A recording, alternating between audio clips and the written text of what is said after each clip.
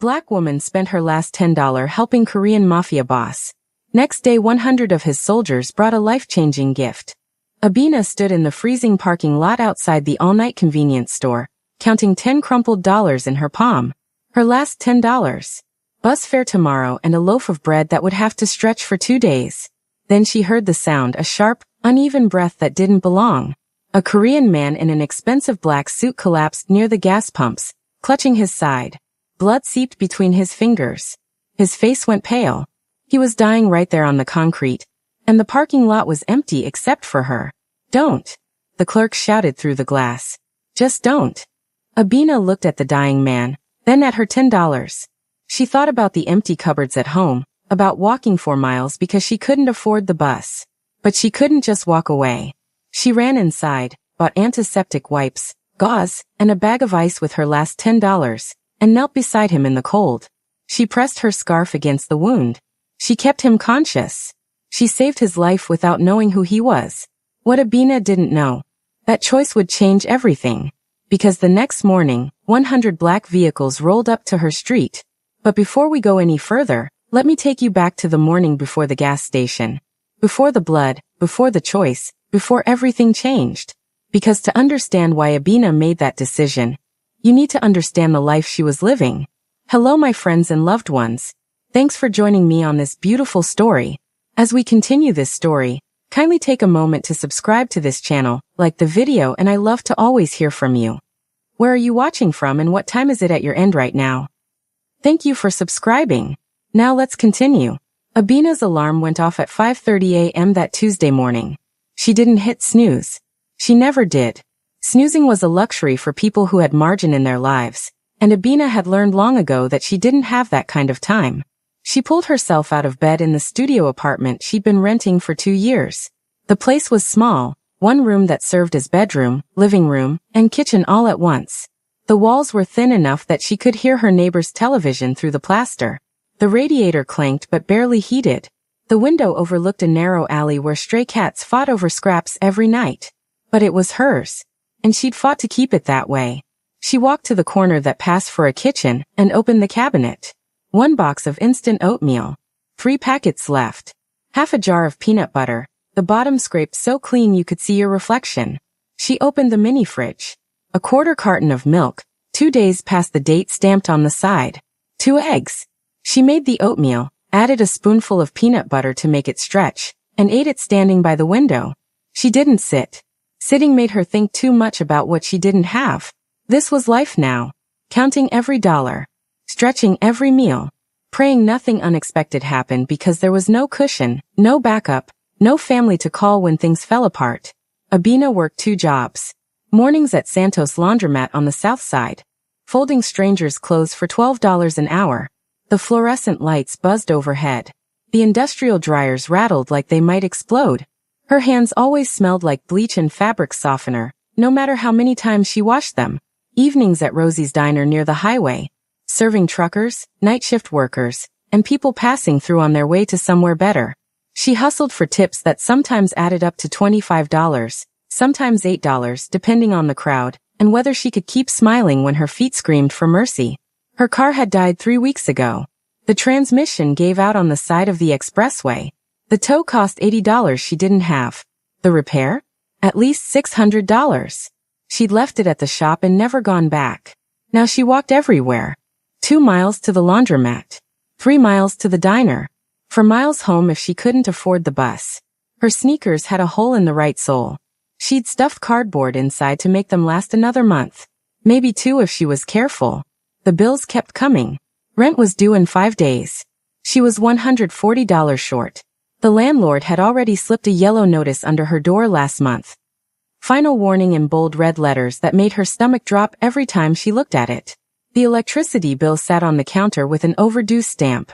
$87. If she didn't pay by Friday, they'd shut it off. Her prepaid phone had $4.12 left in the account. 3 more days of service. Maybe 4. But Abina didn't complain. Complaining didn't pay rent. It didn't turn the lights back on. It didn't fill the fridge. Her grandmother had raised her with one rule, carved so deep it was part of her bones. Kindness costs nothing, baby, and sometimes it's all we got to give. So Abina smiled at her coworkers even when exhaustion made her want to cry. She asked customers how their day was going, even when her own feet burned like fire. She kept a small notebook by her bed where she wrote 3 things she was grateful for every night. No matter how brutal the day had been, people looked through her most of the time. At the laundromat, customers dropped their bags without making eye contact. At the diner, some left tips, some didn't. Either way, they rarely saw her, really saw her. She was just part of the background, invisible labor that kept their lives moving smoothly. But Abina saw them.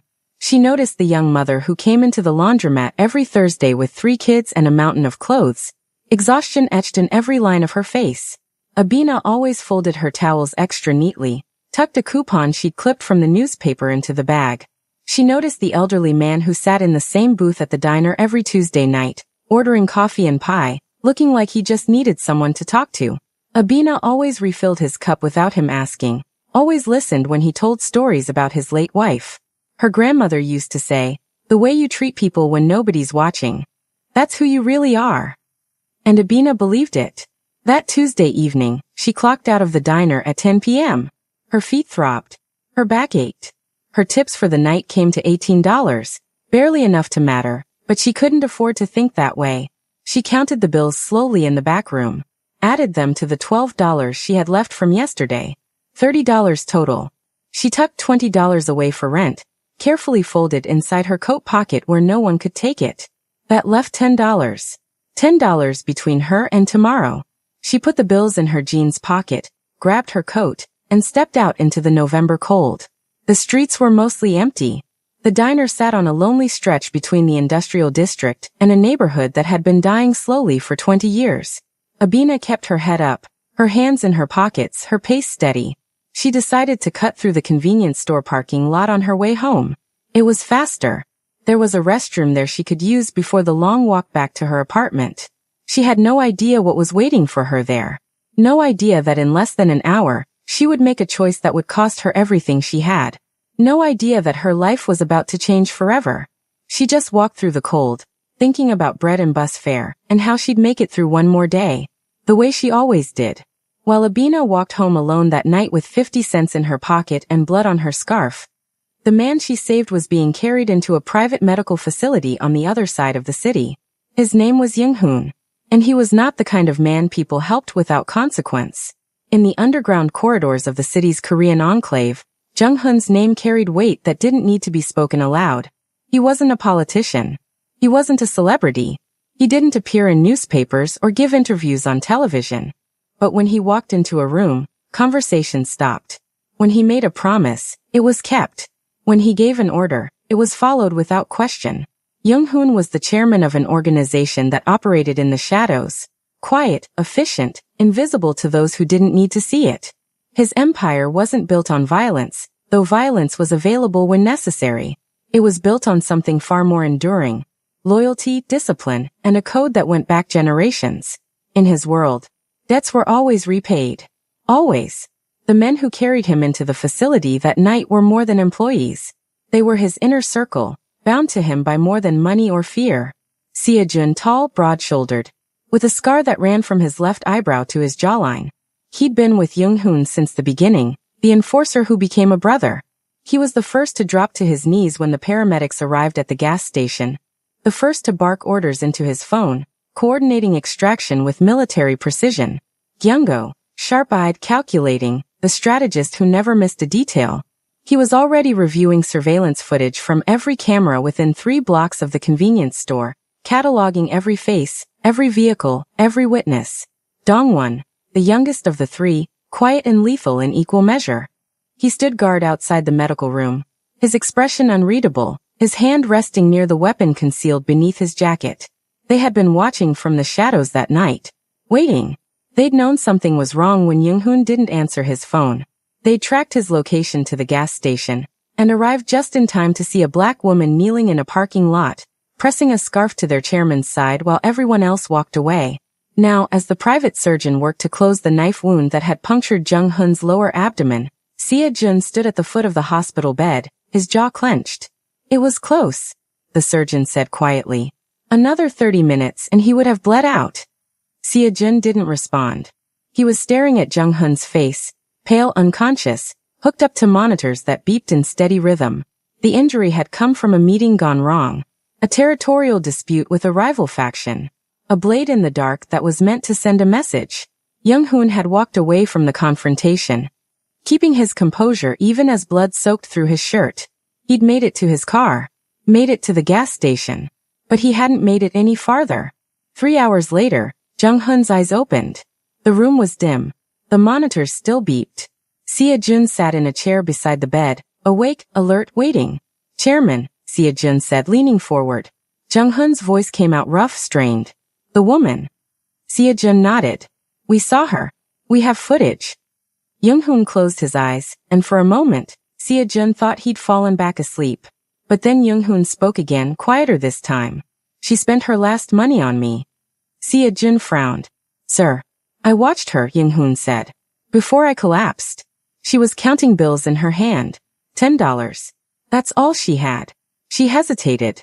Then she bought gauze and ice. She gave it all. Sia-jun leaned back slowly, understanding settling over him like a weight. In their world, nobody helped without expecting something in return. Nobody sacrificed without calculating the gain. Nobody showed mercy to a stranger bleeding in a parking lot while a clerk shouted warnings and bystanders turned away. But she had. "Find her," Jung-hoon said, his voice hardening into command. "We already have her address," Kyung-go said from the doorway. "Abina Williams. 28 years old. Works 2 jobs, laundromat and diner. Rents a studio on the south side. Behind on rent. No family. No car. Walks everywhere." Jung-hoon opened his eyes again, staring at the ceiling. "She didn't ask my name," he said quietly. "Didn't ask for anything. She just helped." Sia-jun exchanged a glance with Kyung-go. They had spent years in a world where kindness was currency, where mercy was a transaction. The idea that someone would act without expectation, without leverage, without agenda, it was almost incomprehensible. But Jung-hoon understood something his men didn't. Kindness was never accidental. It was a choice, a deliberate act of will. And in a world that crushed people like Abina Williams under the weight of indifference, choosing kindness anyway wasn't weakness. It was power. "Assemble the men," Jung-hoon said. "How many?" Sia-jun asked. Jung-hoon's eyes hardened. "All of them." By dawn, Jung-hoon was sitting upright, the wound stitched and bandaged, pain medication dulling the worst of it. Kyung-go had compiled a full report, every detail of Abina's life laid out in meticulous order. Dongwon stood ready with a phone, waiting for the call. Sia-jun had already dispatched vehicles. Jung-hoon stared at the report in his hands. A life measured in dollars and debts, in long hours and short meals, in choices made alone in the dark. She had seen him dying and chosen to act. Now he would choose to correct the imbalance. In his world, debts were always repaid. Always. "Tomorrow morning," Jung-hoon said. "We go to her." Sia-jun bowed his head. "Yes, Chairman." Abina walked home in the dark. No bus. No breath. Just 50 cents in her pocket and blood dried into the fibers of her scarf. The cold bit through her thin coat as she moved through empty streets, each step sending a dull ache up through her worn sneakers. For miles. Maybe more. She'd lost count somewhere around mile 2, when the adrenaline finally wore off and the reality of what she'd done began to settle in. She'd spent her last $10. $10 that were supposed to get her through tomorrow. $10 that were supposed to be bus fare and bread and maybe, a jar of peanut butter if it was on sale. Gone. Spent on a stranger bleeding in a parking lot. A stranger in an expensive suit who probably had more money in his wallet than she'd see in 6 months. Abina's hands shook as she walked, though she couldn't tell if it was from cold or shock or the bone-deep exhaustion that never quite left her anymore. Did I just make the biggest mistake of my life? The question circled in her mind like a vulture. She thought about the landlord's yellow notice taped to her door. Rent due in 5 days. She was $140 short before tonight. Now she was $150 short. And she had no way to make up the difference. She thought about the empty cabinet at home, the 2 eggs in the fridge, the oatmeal packets running out. She thought about walking to work tomorrow. 2 miles in shoes with cardboard stuffed in the sole, because she couldn't afford the bus. What was I thinking? But even as the doubt clawed at her, another voice pushed back. Quieter. Steadier. He was dying. And nobody else was going to help him. Abina passed a 24-hour convenience store, not the one from earlier, a different one.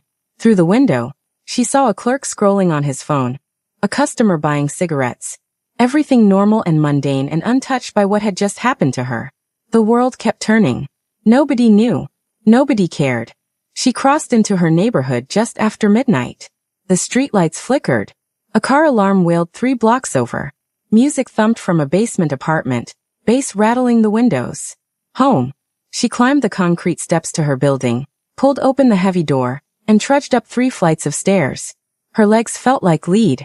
Her back screamed. Every muscle in her body begged her to stop, to sit, to rest. She unlocked her apartment door and stepped inside. Dark. Cold. Silent. She flipped the light switch. The bulb flickered twice before holding. She looked around at the small space. The narrow bed shoved against one wall, the 2-burner stove, the mini fridge humming in the corner, the window with its view of the alley. This was what she'd sacrificed $10 to keep. This. Abina pulled off her coat, hung it on the hook by the door, and saw the bloodstain on her scarf. Dark. Dried. Real. She thought about washing it, but the idea of standing at the sink for another 10 minutes made her want to cry. Instead, she left it draped over the back of the chair and walked to the fridge. 2 eggs. 1/4 carton of milk. 3 packets of oatmeal in the cabinet. That was tomorrow's food. All of it. She closed the fridge and stood in the middle of her apartment, staring at nothing. I should feel good about this, she thought. I saved someone's life. But all she felt was tired, and scared, and alone. She thought about her grandmother, about the rule that had guided her whole life. Kindness costs nothing, baby. Except tonight it had cost everything. Abina sat on the edge of her bed and pulled off her shoes. The cardboard insert fell out of the right one, torn and useless. She'd have to find something else to stuff in there tomorrow. Maybe newspaper. Maybe. She stopped thinking. It didn't matter. She lay back on the bed, still in her jeans and shirt, too exhausted to change. She stared at the ceiling, at the water stain in the corner that looked like a fist, and tried to decide if she regretted what she'd done. She couldn't. Even now, broke, hungry, afraid, she couldn't regret it. Because when that man looked at her and asked why, the answer had been so simple it hurt. Because you were hurt. Because no one else would. Because it was the right thing to do. Abina closed her eyes. She didn't know that 3 blocks away, a black sedan idled in the shadows with its lights off. She didn't know that Dongwon sat in the driver's seat, watching her building, reporting her safe arrival to Sia Jun via encrypted text. She didn't know that in a private medical facility across the city, Young-hoon was already awake, already planning, already assembling what came next. She didn't know that tomorrow morning would change everything. All she knew was that tomorrow, she'd wake up hungrier than she'd gone to bed. She'd walk to work in broken shoes. She'd smile at customers and fold strangers' clothes and count tips that wouldn't be enough, the way she always did. Abina pulled the thin blanket over herself and let exhaustion drag her under. Morning came too soon. The alarm didn't go off. She'd forgotten to set it. Instead, sunlight crept through the window, cold and pale, touching her face like an unwelcome guest. Abina opened her eyes slowly. For one brief, merciful second, she didn't remember. Then it all came rushing back. The parking lot. The blood. The $10. The long walk home. She sat up, her body protesting every movement, and looked around her apartment. Everything was exactly as she'd left it. The bloodstained scarf on the chair. The empty cabinet. The quiet pressing in from all sides. She stood, walked to the window, and looked down at the street below. Empty. Calm. Ordinary. The city waking up like it always did. Abina took a breath, steadying herself for another day of survival. She didn't hear the engines yet. She didn't see the convoy forming 6 blocks away. She didn't know that in less than an hour, everything she thought she knew about her life would be proven wrong. The morning light was deceptive. It promised nothing. But something was coming. Abina woke to hunger. Not the kind that grumbles and fades. The kind that sat heavy in her stomach, hollow and persistent, reminding her with every breath that she hadn't eaten since yesterday morning. She dragged herself out of bed, every muscle stiff and aching from the night before. The apartment was cold. The radiator hadn't kicked on yet, or maybe it had given up entirely. She pulled her coat tighter around her shoulders and walked to the kitchen corner. 2 eggs in the fridge. 3 packets of oatmeal. No breath. No milk worth drinking. She filled a small pot with water and set it on the stove. Turned the burner on. Watched the flame flicker blue beneath the metal. While the water heated, she opened the cabinet and stared at the empty shelves. A few mismatched mugs. A jar of instant coffee with maybe 2 spoonfuls left at the bottom. The water began to steam. Abina poured it into a mug. No tea bag, no sugar, nothing. Just hot water. She wrapped her hands around the ceramic, letting the warmth seep into her palms, and pretended it was tea. She sat by the window, looking down at the street below. Empty. Quiet. Gray morning light washing over cracked pavement and chain-link fences. This was her life. This was what she'd woken up to every day for 2 years. Abina took a sip of the hot water and closed her eyes. Then she felt it.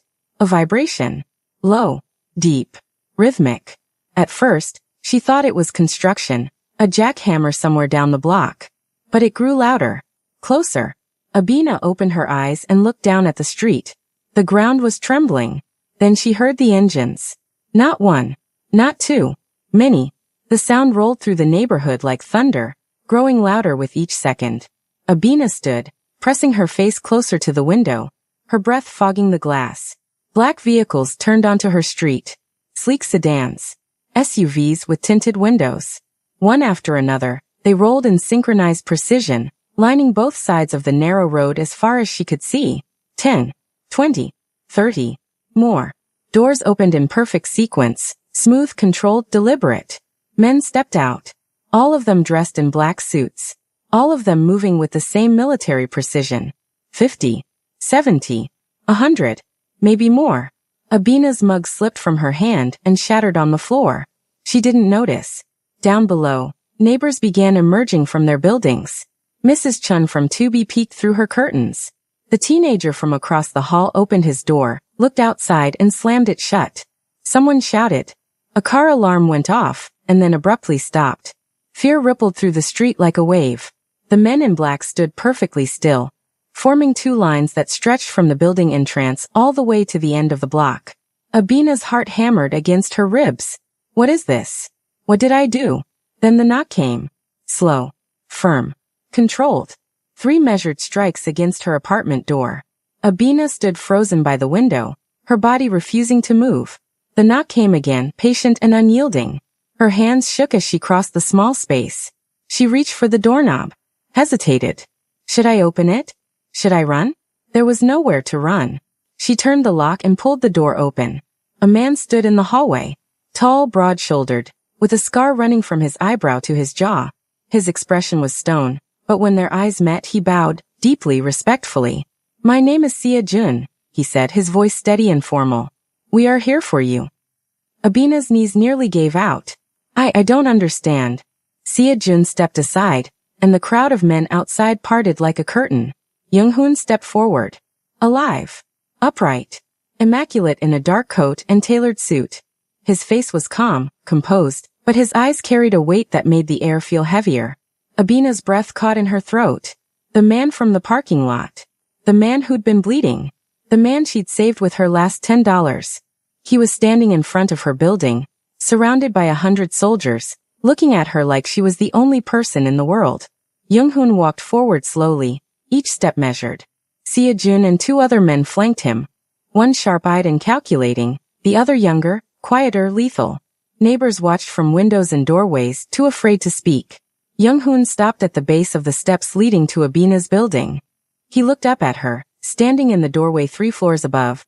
Her coat pulled tight around her shoulders, her face pale with confusion and fear. You spent your last $10 on me, Young-hoon said. His voice carried clearly through the silent street, calm and deliberate. I had my men verify. Abina's mouth opened but no sound came out. You were bleeding, she finally managed, her voice barely above a whisper. Young-hoon studied her for a long moment. The street held its breath. In my world, he said quietly, no one helps without expecting something in return. He took another step forward. Abina gripped the doorframe, her legs shaking. Young-hoon raised his hand. The 100 men behind him stiffened, waiting. Sia Jun moved to Jung-hoon's side ready. Gyungo and Dong-won flanked the formation like sentries. The morning light cut sharp shadows across the street. Jung-hoon's hand remained raised, suspended in the air. Every eye in the neighborhood was on him. Every breath was held. Abina stood frozen, unable to look away, unable to process what was happening. And then Jung-hoon's fingers moved, a subtle gesture, precise and commanding. The signal. The soldiers moved. Not rushed. Not chaotic. Controlled, synchronized, purposeful. From the backs of the SUVs, they began unloading boxes, sleek black containers, sealed bags, carefully wrapped packages. They moved up the steps in pairs, carrying their cargo with the same precision they'd used transporting something sacred. Abina backed into her apartment doorway, her mind struggling to process what she was seeing. Seo-jin stepped forward first, holding a large envelope in both hands. He climbed the 3 flights of stairs and stopped in front of her, bowing again before extending it toward her. From Chairman Jung-hoon, he said. Abina's hands trembled as she took it. The paper was thick, expensive. She opened it with numb fingers. Inside was a cashier's check. $50,000. The numbers blurred. Her vision swam. The hallway tilted. Her voice cracked. I can't. Yes, you can. Jung-hoon's voice cut through from the street below, firm but not unkind. Abina looked down at him, the check shaking in her hands. I didn't do it for money, she said, tears already streaming down her face. I can't take this. Jung-hoon began climbing the stairs. Slowly. Deliberately. His men parted to let him pass. When he reached her landing, he stood directly in front of her, his presence commanding but not threatening. This is not payment, he said quietly, his eyes locked on hers. This is correction. Correction? Abina whispered. You gave everything you had when you had nothing to give, Jung-hoon said. The world took from you. I am returning balance. Behind him, the soldiers continued moving. Boxes were stacked in the hallway. Groceries, real groceries, bags full of fresh produce, meat, bread, things Abina hadn't been able to afford in months. Coats, still in their packaging. Shoes in boxes. A laptop, sealed and new. I don't understand, Abina said, her voice breaking. Seo-jin stepped forward again, holding a manila folder. Jung-hoon took it and opened it in front of her. A job offer, he said. Abina stared at the papers. Official letterhead. A foundation she'd never heard of. Position. Community liaison. What is this, she asked. A foundation that funds housing, education, small businesses, Jung-hoon explained. For people the system overlooks. People like you. He gestured to the document. Salary. Benefits. Health insurance. Stability. Abina's legs buckled. She grabbed the doorframe to keep from collapsing. Why? She managed. Jung-hoon's expression softened. Just barely, but enough that she saw it. Because you see people when they are invisible, he said. That is rare. That is power. Down below. Neighbors had begun emerging fully from their apartments. Mrs. Chun stood on the sidewalk, her hand over her mouth. The teenager from across the hall filmed everything on his phone. A small crowd had gathered at the end of the block, watching in stunned silence. Jung-hoon turned to face them, his voice carrying across the street with quiet authority. This woman, he said, gesturing toward Abina, showed mercy to a stranger when no one else would. She gave everything she had when she had nothing. He paused, letting his words settle. From today forward, she is under my protection. The street went silent. Even the distant traffic seemed to hush. Jung-hoon turned back to Abina, and then slowly, deliberately, he bowed. Not a casual nod. A full formal bow. Deep and sustained, the kind that carried weight and history and generations of meaning. Abina's hands flew to her mouth as tears blurred her vision completely. And then the impossible happened. Seo-jin bowed. Youngo bowed. Dongwon bowed. And then, like a wave rolling through formation, all 100 soldiers bowed in perfect unison. 100 men in black suits, standing on a broken street in a forgotten neighborhood, bowing to a woman who cleaned strangers' clothes and served coffee for tips. The world stopped. Mrs. Chun whispered something in Cantonese, her eyes wide. The teenager lowered his phone, too stunned to keep filming. A woman Abina had never met began crying openly. Fear had shifted to confusion. Confusion had shifted to awe. Abina covered her face with both hands, her body shaking with sobs she couldn't control. Her legs finally gave out and she sank to her knees in the doorway, overwhelmed, undone, unable to hold the weight of what was happening. Jung-hoon straightened and stepped closer. He knelt beside her, not above her, not towering, but eye level.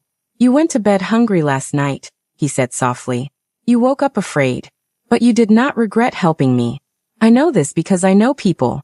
And you, Abina Williams, are not like most people. He stood and gestured to his men. Bring everything inside. Make sure she has what she needs. Sia-Jun nodded and began directing the operation. Soldiers moved efficiently, carrying boxes into her tiny apartment. Food, supplies, clothing, everything arranged with care and precision. Abina sat in her doorway, surrounded by abundance she couldn't process, watching her life transform in real time. The studio apartment that had been cold and empty an hour ago was now full. Not just with things but with possibility. Young-hoon stood at the top of the stairs, his coat catching the morning breeze, his men assembled behind him like an army waiting for the next command. He looked at Abina one last time. You gave me my life, he said. I am returning yours. Then he turned and descended the stairs, his soldiers following in perfect formation. The vehicles began pulling away one by one, smooth and silent, until the street was empty again. Except for the neighbors standing in stunned silence, and Abina kneeling in her doorway, her hands still shaking, her world completely rewritten. She had gone to bed invisible. She woke up seen. The video went viral in 6 hours. The teenager from across the hall, Marcus, had posted it from 3 different angles. The black convoy filling the street, the 100 men in formation, Jung-hoon's declaration, the bow that seemed to bend reality itself. By noon, it had 200,000 views. By evening, 2 million. By the next morning, news vans lined Abina's block. She watched from her window as reporters set up cameras, as neighbors gave interviews, as the story took on a life she couldn't control. Local woman's act of kindness repaid by mysterious benefactor. The $50,000 thank you. Viral moment captured on video. Who is the man behind the 100-soldier tribute? Abina's phone, newly replaced by one of Jung-hoon's men with actual service, wouldn't stop buzzing. Messages from people she hadn't spoken to in years. Friend requests from strangers. Interview requests from podcasts, local news, national morning shows. She turned the phone off and sat in the middle of her apartment, surrounded by boxes she still hadn't fully unpacked. The groceries in her fridge felt like a dream. The new coat hanging by the door felt like it belonged to someone else.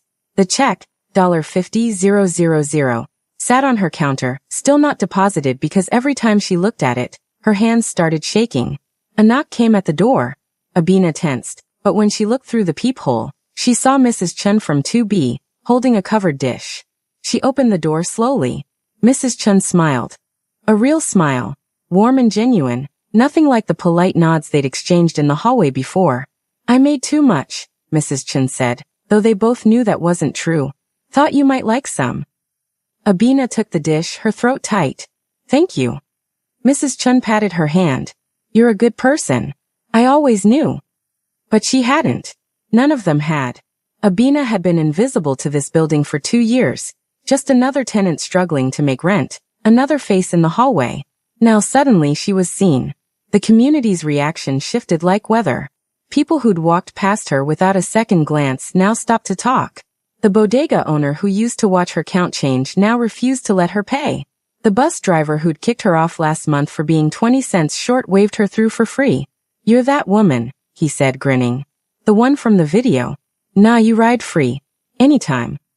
Abina didn't know how to feel about it. She'd done what she did because it was right. Not for recognition, not for reward, not for this sudden elevation in the eyes of strangers who hadn't cared about her suffering 24 hours ago. But she also couldn't deny what was happening.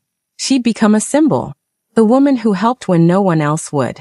The woman who sacrificed everything. The woman who proved that kindness still existed in a world that had forgotten what it looked like. Strangers tagged her in posts with captions like, "Be like Abina," and "This is what humanity looks like." Churches invited her to speak. Community centers wanted her story. A GoFundMe someone started in her name had raised $30,000 before she even knew it existed. The world had decided who she was. And Abina was terrified of losing herself in it. 3 days after the convoy, Sia-Jun returned. He knocked politely, waited for her to open the door, and handed her another envelope. The foundation would like to meet with you tomorrow, he said. If you're ready. Abina looked at the envelope, then at Sia-Jun. What if I'm not? She asked quietly. Seo-jun's expression softened, just barely. Chairman Young-hoon said you might say that, he replied. He asked me to tell you something. Abina waited. He said. You were already doing this work. Now you'll have the resources to do it properly. Abina thought about the young mother at the laundromat, the elderly man at the diner, the people she'd seen every day, really seen, when no one else bothered to look. She thought about her grandmother's voice. Kindness costs nothing, baby. Except now, it could cost less. Now, she could help without bleeding herself dry. Tomorrow, she said finally. I'll be there. Seo-jun bowed and left. That night, Abina sat at her window with a cup of actual tea, real tea with honey, from the groceries that filled her cabinet. Down below, the street had returned to normal. No cameras. No convoy. Just the usual hum of the neighborhood settling into evening. But something had fundamentally changed. Jung-hoon's name was no longer whispered with only fear. People talked about the foundation now, about the quiet work it had been doing for years. Housing for families on the edge of eviction, scholarships for kids who'd never imagined college, small business loans for entrepreneurs the banks had written off. The man who'd been painted as dangerous had revealed himself as something more complex. Power, yes, but power wielded with precision and purpose. And Abina, invisible, overlooked, dismissed Abina, was now part of that story. She pulled out the job offer and read it again. Community liaison. Benefits. Salary that would let her sleep without counting every dollar. Work that would let her help people the way she'd always wanted to, but never had the resources for. She thought about Marcus's video, about the comments flooding in from around the world. This restored my faith in humanity. We need more people like her. Kindness always comes back. Abina didn't know if she believed that last part. Kindness had cost her plenty over the years. But maybe, this once, it had come back louder than she ever imagined possible. She stood, walked to her door, and looked at the new coat hanging there. Tomorrow she would put it on. Tomorrow, she would walk into that foundation office. Tomorrow, she would step into a role she never asked for but somehow always belonged in. Abina Williams, the woman who saw people when they were invisible, was about to become visible herself. And this time she wouldn't disappear. 3 months later, Abina stood in a bright office with windows that overlooked the street where she used to count bus fare.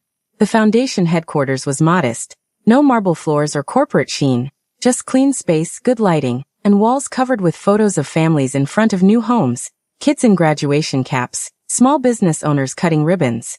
Lives changed quietly. Her desk sat near the window. On it, a computer that actually worked, a phone that connected her to resources she'd never dreamed of accessing, and a stack of files. Each one a person, a story, a life balanced on the edge. Today's file belonged to Maria Santos. Single mother. 2 kids. Worked nights cleaning office buildings. Behind on rent. Electricity shut off twice in the last 4 months. Car broken down. Abina knew this story. She'd lived it. She picked up the phone. That afternoon, Abina met Maria at a coffee shop near the bus station. Maria arrived 20 minutes late, breathless and apologetic, still in her cleaning uniform. I'm so sorry, the bus was late and I couldn't. It's okay, Abina said, standing to pull out a chair. Seat. Please. Maria sat, her hands clasped tight in her lap, her eyes wary. She'd been burned before by promises that evaporated, by help that came with strings attached. Abina slid a folder across the table. The foundation can cover 3 months of your rent, she said. Gives you time to catch up. No repayment necessary. Maria's eyes widened. I can't. Yes, you can, Abina said gently, echoing words she'd heard in a doorway 3 months ago. We've also partnered with a local mechanic. He'll fix your car at cost. We'll cover half. Maria's hands started shaking. There's a childcare program, Abina continued. Subsidized. Your kids can go after school while you work. And there's a job training program if you want it. Office skills certifications. No pressure. Just options. Maria covered her mouth, tears spilling over her fingers. Why? She whispered. Abina reached across the table and placed her hand over Maria's. Because you're working 2 jobs and still can't get ahead. Because the system wasn't built for people like us. Because someone helped me when I needed it most, and now it's my turn. Maria broke down completely, her shoulders shaking with sobs that came from somewhere deep and exhausted. Abina waited. She knew these tears. She'd cried them herself. When Maria finally looked up, her eyes were red but clear. "Thank you," she said. "Thank you." "You would have done the same," Abina said. And she meant it. Over the weeks, there were others. James, a 62-year-old veteran who'd been sleeping in his car after his pension ran out. The foundation connected him with housing and medical care. Within a month, he had an apartment and a part-time job at a community center, helping other vets navigate the system. Shanice, 19, aging out of foster care with nowhere to go. The foundation paid her first month's rent and security deposit, enrolled her in community college, connected her with a mentor. She called Abina once a week just to talk, and Abina always answered. Mr. Kim, whose small grocery store was drowning in debt after his wife's hospital bills. The foundation restructured his loan, bought his outstanding inventory, gave him breathing room. 3 months later, his store was full again, and he'd hired 2 part-time workers from the neighborhood. Small victories. Quiet transformations. Lives pulled back from the edge, one decision at a time. Abina didn't see Young-hoon often. He kept his distance, respectful, not controlling. But sometimes she'd catch a glimpse of a black sedan parked down the block when she left the office. Sometimes Sia-jun would appear with a message. The chairman wanted you to know the Martinez family's loan was approved, or Chairman Young-hoon asked if you needed additional staff. One evening, 6 months into her new role, Abina left the office late and found Young-hoon standing by his car, hands in his coat pockets, watching the streetlights flicker on. "Chairman," she said, surprised. He turned and gave a slight nod. "Abina, still working late?" "People need help outside business hours," she said. Young-hoon smiled, barely, but it was there. "You've helped 147 people in 6 months. Sia-jun keeps count." Abina didn't know what to say. "You were right to choose me that night," Young-hoon said quietly. "Not because of what I could give you, but because you saw someone in need and acted. That is rare. That is why this works." He gestured toward the office building. "You know what they need, because you've been where they are. I can provide resources, but you provide something more valuable." "What's that?" "Dignity," Young-hoon said. "You don't save people. You see them. There's a difference." Before she could respond, he bowed, brief but sincere, and got into his car. Abina watched the taillights disappear into traffic. 2 weeks later, Abina was walking to the bus stop after a long day when she heard it. A sound that didn't belong. A sharp, desperate breath. She stopped, her body remembering before her mind caught up. She turned and saw a young woman slumped against a building, clutching her stomach, her face twisted in pain. Her jacket was thin. Her shoes were falling apart. A small bag of belongings sat beside her. People walked past. Eyes down. Earbuds in. No one stopped. Abina looked at the woman, and for a moment, she was back in that parking lot. Cold, afraid, calculating what she could afford to give. But this time was different. This time, she had resources. She had a phone with real service. She had connections to doctors who volunteered with the foundation. She had a car, her own car, reliable and paid for. This time, she didn't have to choose between helping and surviving. Abina walked over and knelt beside the woman. "Hey," she said gently. "My name is Abina. Can you tell me what's wrong?" The woman looked up, her eyes full of fear and pain. And in that moment, Abina understood what Young-hoon had been trying to tell her. The gas station night hadn't just changed her life. It had given her the power to change others.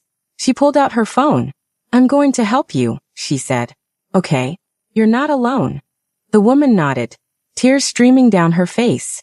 And Abina, who had once given everything when she had nothing, now gave something even more powerful. Hope. Sometimes, late at night, Abina still thinks about that parking lot. The cold concrete. The flickering lights. The blood spreading dark across expensive fabric. The crumpled bills in her hand. $10 that were supposed to be survival. She thinks about the moment before she made her choice. The calculation. The fear. The voice in her head screaming, "Walk away. This isn't your problem. You have nothing to give." She thinks about how easy it would have been to keep walking. How no one would have blamed her. How the world had already taught her that people like her, invisible, struggling, barely surviving, weren't supposed to be the ones who saved anyone. That was someone else's job. Someone with more. Someone stable. Someone who could afford compassion. But she'd knelt anyway. She'd spent everything anyway. She'd helped a dying stranger anyway. And that single choice, made alone in the dark while the world looked away, had changed everything. A year later, Abina stood in front of a room full of people at a community center. They'd asked her to speak, to share her story, to explain what had happened that night and what had happened since. She looked out at the faces, young and old, tired and hopeful, people who'd come because they were barely holding on and needed to believe that something could change. She saw herself in every single one of them. I was hungry that night, Abina said, her voice steady. I'd been hungry before, but that night was different. I had $10 left in the world. $10 between me and walking 4 miles home in broken shoes. $10 that were supposed to stretch for 2 more days. The room was silent. And then I saw a man dying, she continued. A stranger. Someone I didn't know. Someone who honestly looked like he had everything I didn't. She paused, remembering. I could have walked away. Part of me wanted to. But I kept thinking about my grandmother, about how she died on a sidewalk while people stepped over her, about how it felt to know that no one stopped. No one cared. No one thought she was worth 10 minutes of their time. Abina's throat tightened, but she pushed through. So I made a choice. I spent everything I had. And I went to bed that night not knowing if I'd made the biggest mistake of my life. A few people in the audience nodded. They understood that fear intimately. But here's what I learned, Abina said, her voice growing stronger. Kindness doesn't disappear. It multiplies. It echoes. It comes back in ways you can't predict and don't control. She gestured around the room. In the last year, this foundation has helped over 300 families. We've kept people housed. We've paid medical bills. We've given people the chance to breathe when the world was suffocating them. And every single person we've helped, they've gone on to help someone else. Her eyes swept across the crowd. Maria, the woman I met in a coffee shop 6 months ago? She now volunteers at a food bank every weekend. James, the veteran who was living in his car? He's helping other vets navigate housing assistance. Shanice, who aged out of foster care with nothing. She mentors younger kids in the system now. Abina's voice softened. That's what kindness does. It doesn't just save one life. It creates a ripple that touches lives you'll never see, in ways you'll never know. She paused, letting the silence settle. So I want to ask you something, she said. The same question I had to answer in that parking lot. She looked directly at the audience. Who would you help if it cost you everything? The room held its breath. Not who would you help if it was easy, Abina continued. Not who would you help if people were watching, or if you'd get something back, or if it was convenient. Who would you help if it meant going hungry? If it meant walking home in the dark? If it meant risking everything you had for someone you didn't know? Her voice dropped to almost a whisper. Because that's the choice that matters. That's the choice that changes things. Not the easy ones. The hard ones. The ones that cost something real. She stepped back from the microphone. Fear is loud, she said. It screams at you to protect yourself, to look away, to let someone else handle it. And sometimes fear is right. Sometimes you genuinely can't help. She met their eyes again. But sometimes you can. And on those nights, in those moments, the person you become depends entirely on what you choose. After the talk, people lined up to speak with her. Some wanted help. Some wanted to volunteer. Some just wanted to shake her hand and say thank you. An elderly woman approached near the end, leaning on a cane. I saw you that night, she said quietly. I live on your street. I watched from my window. Abina's breath caught. I was too afraid to come outside. The woman continued, shame coloring her voice. I saw all those cars and I hid. It's okay, Abina said gently. No, the woman said firmly. It's not. But yesterday, I saw a young man collapse at the bus stop. And I remembered you. So I called 911. I stayed with him until help came. He's okay now. Her eyes filled with tears. You taught me that fear doesn't have to win. Abina hugged her, and for a moment, they just stood there. Two women who'd learned the same lesson from different sides of the same story. That night, Abina drove past the convenience store. She didn't plan to stop, but something pulled her into the parking lot. She parked near the gas pumps and stepped out into the cold. The place looked exactly the same. Flickering lights. Cracked pavement. the same tired clerk visible through the glass. But Abina wasn't the same. She stood where Young-hoon had collapsed, where she'd knelt with her last $10 and made a choice that felt impossible. And she understood now what she couldn't have known then. That night wasn't about money. It wasn't about reward. It wasn't even about saving one man's life. It was about who she chose to be when everything was stripped away, when there was no audience, no guarantee, no safety net. Just her and a stranger and a choice. Fear had been loud that night, but kindness had echoed longer. Abina got back in her car and drove home, the city lights blurring past her window. Somewhere out there, someone else was facing their own parking lot moment, their own impossible choice, their own $10. And Abina hoped, she prayed, that they would remember. Fear is loud, but kindness echoes longer. Always. Thank you for watching till this very end. I know you enjoyed the story, so now to get more beautiful stories, subscribe to the channel, like the video and share with your loved ones. This way YouTube will keep sharing stories like this to you. Also don't forget to tell me where you are watching from and what time it's at your end right now. Thank you and have a beautiful time.